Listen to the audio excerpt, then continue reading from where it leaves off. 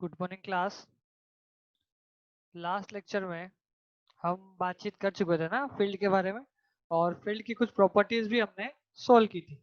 हम आज थोड़ा सा और आगे जा रहे हैं ना। इसमें कुछ थ्योरम्स है जिनको सॉल्यूशंस अपन देखते हैं। इसमें क्या कह रहा है, यदि किसी फील्ड एफ का शून्य अवयव 0 है तो एफ के किसी अवयव ए के लिए ए डॉट जीरो इक्वल में 0 और 0 डॉट ई होता है ना। देखो, अगर आप बेसिक सा नॉलेज ले कि एफ शून्य अवयव, फील्ड एफ है आपके पास, शून्य होगा मतलब जीरो एलिमेंट है ना। एफ के अंदर जीरो एलिमेंट जीरो है, तो एफ के किसी भी एलिमेंट ए के लिए, है ना। जैसे आप ये कह दिए कोई एलिमेंट ए की वैल्यू आप सी ले सकते हो, है ना। तो 3.0 डॉट का मल्टीप्लाई की वैल्यू कितनी आएगी, जीरो आएगी। चाहे आप 0.3 करो तो भी कितना आएगा, जीरो आएगा। बस आपको इसी का प्रूफ देना है ना। हम जानते हैं करके लिख नहीं देना है अपन को, बस प्रॉपर्टी, अपनी बेसिक प्रॉपर्टी यूज लेनी है फील्ड की। फील्ड की 11 प्रॉपर्टी आपको फिर से याद होनी चाहिए। आप एक बार इसको रिवाइज कर लें और उसके बाद में आप वीडियो को देखें तो आपको ठीक लगेगा, है ना। हम उन्हीं 11 प्रॉपर्टी को यूज करके 8.0 की वैल्यू जीरो लाएंगे, ठीक है। 8.0 की वैल्यू जीरो कब होती है उसके बारे में बात करें ना।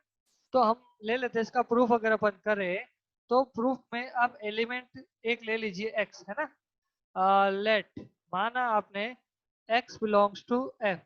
x जो है वो फील्ड का एलिमेंट है ना। अगर x फील्ड का एलिमेंट है तो x प्लस जीरो इक्वल में x, ये तो हम कह सकते हैं ना। भाई ये फील्ड की प्रॉपर्टी में नहीं था, लेकिन x प्लस जीरो इक्वल में x ये फील्ड की प्रॉपर्टी में था। और कौन सी प्रॉपर्टी थी, तो आपको बता दो, बाय A3 थे ना।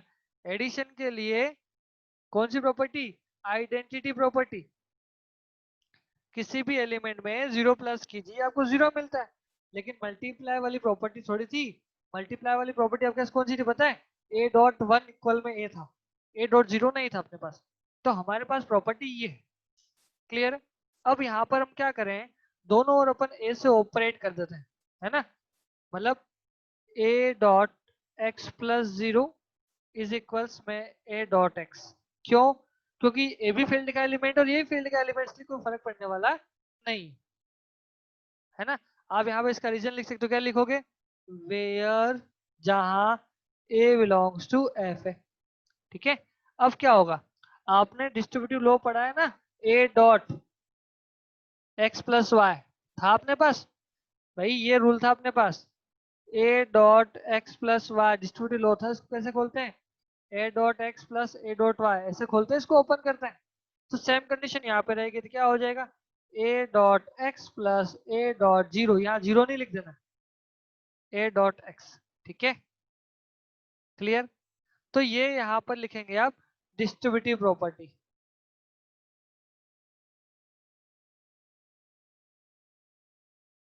ठीक है। आपने पढ़ रखी इसलिए मैं इसको सीधा लिख रहा हूँ। अब यहाँ पर ये कोई एक एलिमेंट है ए डॉट एक्स, इससे मैं जीरो प्लस लिख सकता हूँ ना। जीरो प्लस करने से कोई फर्क नहीं पड़ता है। जीरो प्लस क्यों किया मैंने, क्योंकि हमारे पास प्रॉपर्टी है ए3 वाली, बाय ए3, कि भाई ए एक्स लिखो चाहे ए एक्स प्लस जीरो लिखो, कोई दिक्कत नहीं है ना, जीरो हम प्लस कर सकते हैं, है ना। अब यहाँ पे देखो, ये दो, एक नंबर ये रहा और दूसरा नंबर ये रहा, बीच में प्लस। इधर भी एक नंबर ये रहा, दूसरा नंबर ये रहा, बीच में प्लस। तो दोनों के लेफ्ट साइड में देखो आप, इसका जो लेफ्ट साइड है वो आपके पास है ए एक्स, इसका जो लेफ्ट साइड है वो भी है एक्स, ठीक है। तो आपने पढ़ा था ना लेफ्ट कैंसिलेशन लो, लेफ्ट में एक ही नंबर है तो हम उसको हटा सकते हैं। तो यहां से क्या बचेगा, ए डॉट जीरो इज इक्वल में जीरो हो जाएगा ना। आप यहाँ पे क्या लिखेंगे, लेफ्ट कैंसिलेशन लो, है ना। ए डॉट जीरो की वैल्यू क्या आ गई, जीरो आ गई, ठीक है। और आपको ये पता है अगर ए डॉट जीरो की वैल्यू जीरो है तो जीरो डॉट ए की वैल्यू भी जीरो होगी। क्यों होगी, क्योंकि ये मल्टीप्लाई है, और मल्टीप्लाई क्या होता है, क्रम विनिमय होता है। क्रम विनिमय का मतलब कम्यूटेटिव प्रॉपर्टी, है ना, कम्यूटेटिव प्रॉपर्टी, है ना। क्योंकि ए डॉट जीरो की वैल्यू जीरो है तो जीरो डॉट ए की वैल्यू भी कितनी होगी, जीरो ही होगी। क्रम विनिमय का महत्व होता है मल्टीप्लाई के लिए। तो इसका सिंपल सा प्रूफ है ये। क्लियर होगी बात।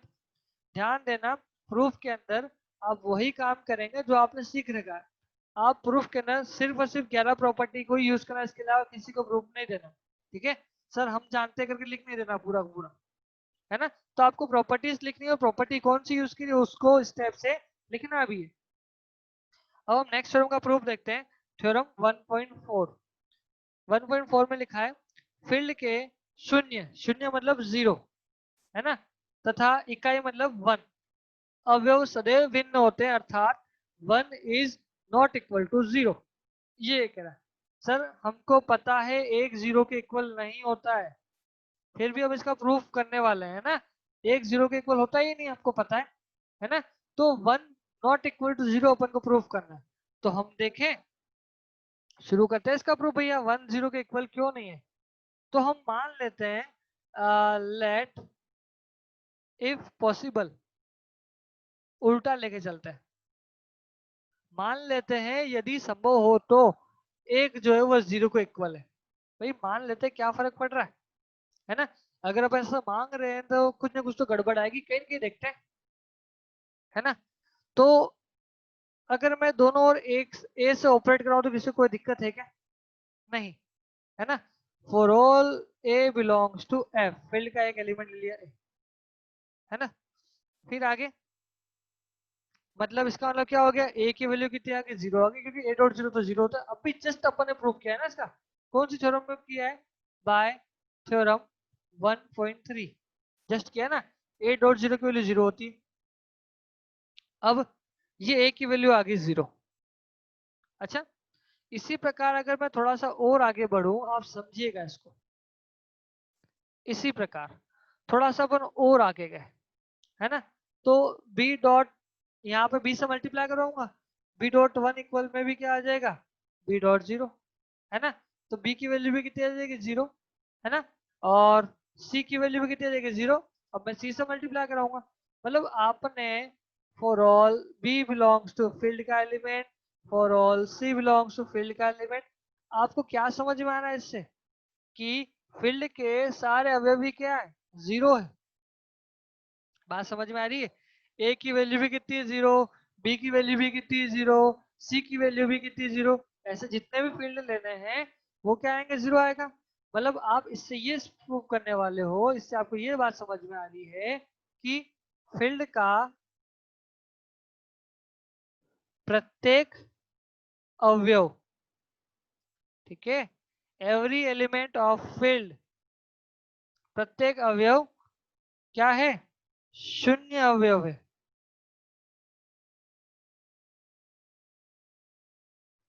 ठीक है, परंतु आपको एक चीज मैंने लिखवाई थी, आप बता दूं मैं आपको, परंतु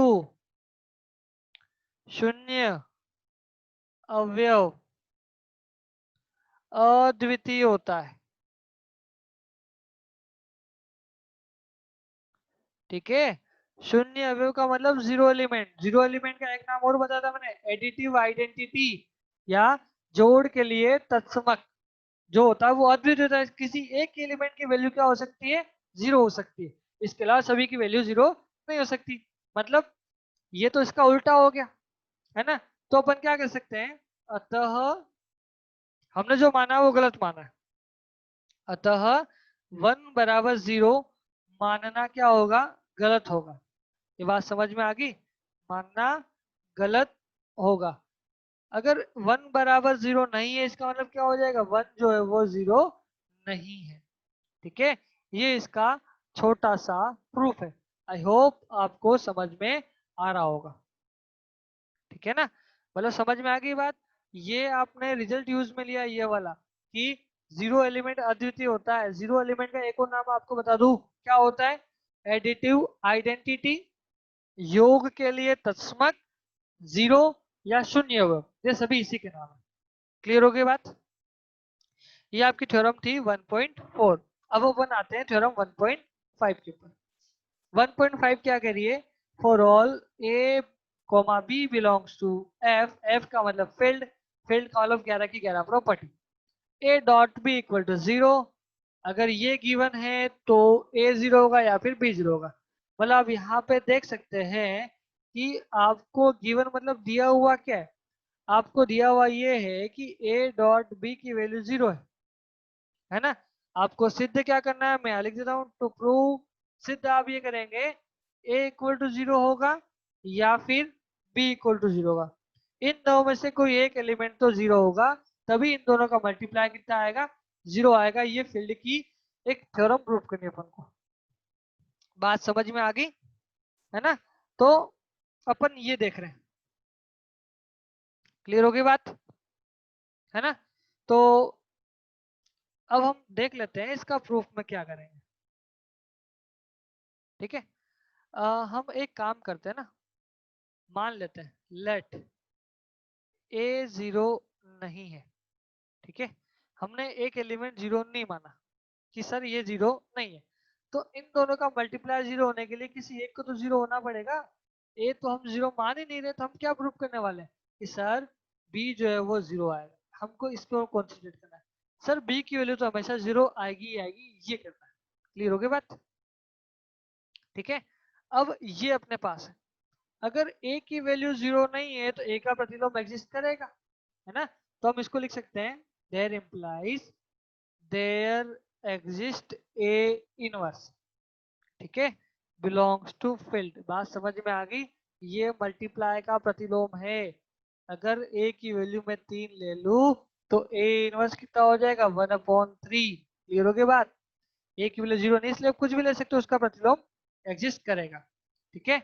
और इसके लिए आपको पता होगा कि मैं इसको लिख दूं ऐसे कि ये ऐसा मिलेगा कि A dot A inverse is equals to 1 हो और ए इनवर्स डॉट ए की वैल्यू 1 हो। ये बात समझ में आ गई, ठीक है। ये आपको ध्यान रखना है, ए डॉट ए इनवर्स की वैल्यू 1 होगी, आपने प्रूव कर रखा है। अब आपको जो दिया हुआ वो अपन बात करते हैं, क्योंकि आपको दिया हुआ है A dot B equal to 0, ठीक है। A dot B equal to आपको क्या दे रखा है, 0। अब हम क्या करें, ए इनवर्स से दोनों ओर ऑपरेट करा देंगे, मतलब मल्टीप्लाई करा देंगे। A inverse A dot b is equals में ए इनवर्स डॉट 0। ए इनवर्स का दोनों ओर अपन ने मल्टीप्लाई कर दिया, ठीक है। मल्टीप्लाई क्यों कर पा रहे हैं, क्योंकि ए इनवर्स ही फील्ड का एलिमेंट है, हम फील्ड के एलिमेंट का ही मल्टीप्लाई करवा पाएंगे। अब आप ब्रैकेट को शिफ्ट कर सकते हैं, ये ब्रैकेट आप इधर लगा दीजिए।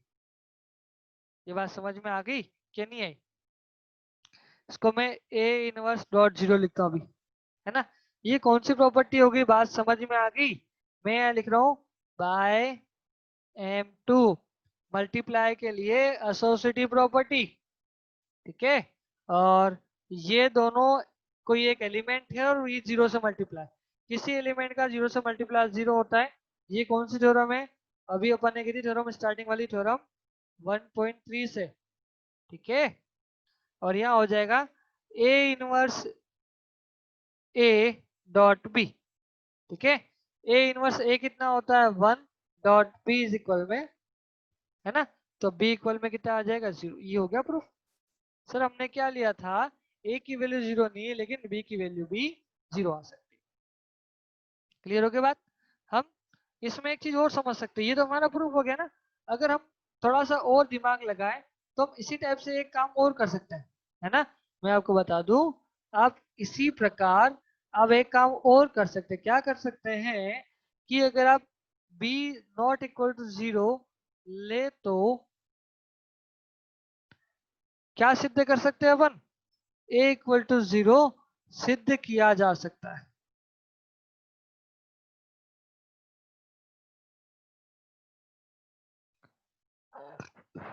ये बात आपको एकदम क्लियर समझ में आ गई होगी, ठीक है। अब यहाँ पे b equal to not equal to 0 कीजिए, b inverse belong to field कीजिए, b डॉट बी इनवर्स बराबर 1 कीजिए, a डॉट बी इक्वल में 0 कीजिए, यहाँ पर b इनवर्स आ जाएगा, है ना। तो ये इसका सिंपल सा प्रूफ है।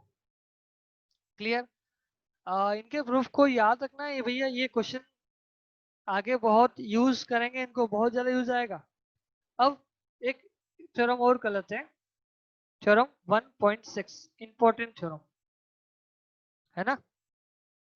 क्षेत्र के दो अशून्य अवयवों का गुणनफल का व्युत्क्रम उन अवयवों के व्युत्क्रम का गुणनफल होता है। अर्थात A B inverse is equals में ए इनवर्स बी इनवर्स। ठीक है, थोड़ा सा इसको इंग्लिश में सिखाता हूँ। इंग्लिश में क्या लिखा है, दो अशून्य अवयव, दो एलिमेंट लेने है ना, एक लेना है अपन को ए और दूसरा लेना है बी। अशून्य मतलब नॉन जीरो, मतलब ए की वैल्यू भी जीरो नहीं है और बी की वैल्यू भी जीरो नहीं है। के गुणनफल का व्युत्क्रम, मतलब दो एलिमेंट लिया आपने, ए लिया और बी लिया, इनका गुणनफल मतलब इनका मल्टीप्लाई का व्युत्क्रम मतलब इनका इनवर्स। यहाँ तक समझ में आ गया। उन अवयवों के व्युत्क्रमों का गुणनफल होता है, मतलब ये जो आ रहा है वो ए के इनवर्स का गुणा बी इनवर्स इनके इक्वल होता है। ठीक है ना, आपको ये प्रूफ करना है। क्लियर होगी बात, हम ये सिद्ध करेंगे, है ना। मतलब इसको अगर मैं शुद्ध हिंदी में लिखूं, इसको मैं शुद्ध हिंदी में लिखूं, मतलब आप ये करने वाले हो, क्या करने वाले हो, ए बी का व्युत्क्रम ए इनवर्स बी इनवर्स है, आप ये सिद्ध करने वाले हो। ठीक है, मतलब ए बी का इनवर्स, आप इसको ऐसे बोलते हो ना, ए इनवर्स की वैल्यू अगर 3 आ रही है, मतलब ए का जो इनवर्स है वो कितना हो गया, 3, है ना। मतलब ये है कि ए का जो व्युत्क्रम है वो हो जाएगा 3, ए का जो व्युत्क्रम है वो कितना हो जाएगा 3। ये बात समझ में आई, है ना। तो बस यहाँ पर ए बी का ये व्युत्क्रम का साइन ये हो जाएगा ए इनवर्स बी इनवर्स। ये बात समझ में आ गई। अब आपको मैं बता दूं कि आपने ये पढ़ रखा है कि ए इनवर्स इज इक्वल में ए होता है, तो आप क्या करते हो कि आप ये प्रॉपर्टी पढ़ रखिए ना, ए डॉट ए इनवर्स कितना होता है, एक होता है ना। भाई कोई एलिमेंट और उसका इनवर्स का मल्टीप्लाई कितना आता है, एक आता है ना। कोई एलिमेंट और उसका इनवर्स की वैल्यू कितनी आती है, एक आती है। क्लियर, किसी एलिमेंट और उसके इनवर्स की मल्टीप्लाई करते हैं हमारे को 1 आता है। तो अगर मल्टीप्लाई की वैल्यू 1 आ गई तो ए का जो इनवर्स है वो ये हो जाएगा ए इनवर्स। ठीक है, तो हम बस वही चीज लेके चलने वाले हैं। अगर ए बी का इनवर्स ये आएगा तो उसको अपन सोल्व कर सकते हैं। ठीक है, तो हम इसके आगे चलते हैं। तो इसमें क्या आएगा हमारे पास, यहाँ देख लेते हैं कि ए बी एक एलिमेंट है और उसका इनवर्स ए बी इनवर्स की वैल्यू 1 आनी चाहिए। बस अगर ये आपके पास आ गया तो आपका काम खत्म हो गया। ठीक है, 1 आ गया तो अब यहाँ देख रहे हैं ए डॉट बी आपने लिखा हुआ है A B inverse, A B inverse की वैल्यू हमको दी है ए इनवर्स बी इनवर्स। ठीक है, ए इनवर्स और बी इनवर्स। ठीक है, तो इसको यूज करना है आपको। ठीक है, और इसकी वैल्यू 1 लानी है। अगर 1 आ जाता तो आपका काम हो जाएगा, है ना। तो देखते हैं अपन a dot b a inverse B inverse. ठीक है, एक सेकंड, प्रॉपर्टी लगाए अपन सीधी। ये गुणा है, गुणा क्रम विनिमय में होता है, बी डॉट ए लिख सकते हैं ना, ए इनवर्स बी इनवर्स। अब ब्रैकेट को शिफ्ट कर दे तो ए इनवर्स और यहाँ आ जाएगा बी इनवर्स। ए इनवर्स की वैल्यू कितनी होती है, 1 होती है, बी इनवर्स। ठीक है ना, बी डॉट 1 कितना हो जाएगा, बी हो जाएगा और आगे बी इनवर्स आ गया। बी इनवर्स की वैल्यू कितनी हो जाएगी, 1 हो जाएगी। ठीक है ना, तो देखो आपने ए बी में किसी एक एलिमेंट का मल्टीप्लाई करवाया, इसका मल्टीप्लाई करवाया, 1 आ गया, इसका मतलब क्या हो गया, ए बी का जो प्रतिलोम है वो ये हो गया और ये आपने प्रूफ कर लिया। ये बात समझ में आ गई। ठीक है, यहाँ तक आप कीजिएगा, नेक्स्ट लेक्चर में अपन और आगे मिलेंगे, तब तक के लिए थैंक यू।